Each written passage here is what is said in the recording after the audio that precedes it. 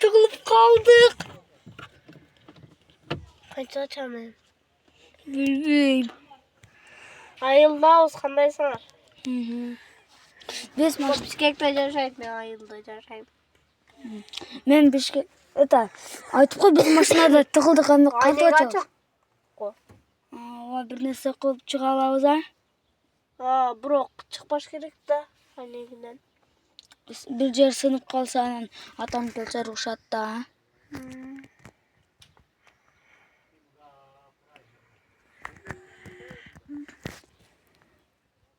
Mine çıkar.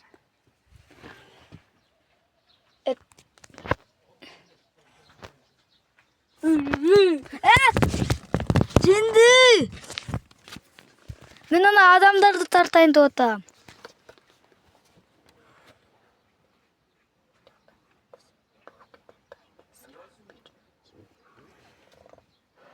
Анау ме?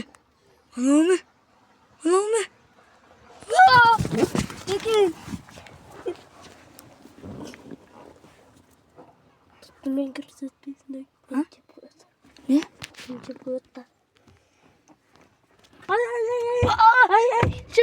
Жебе ана. Жеп қойдым менің өкемді. Ben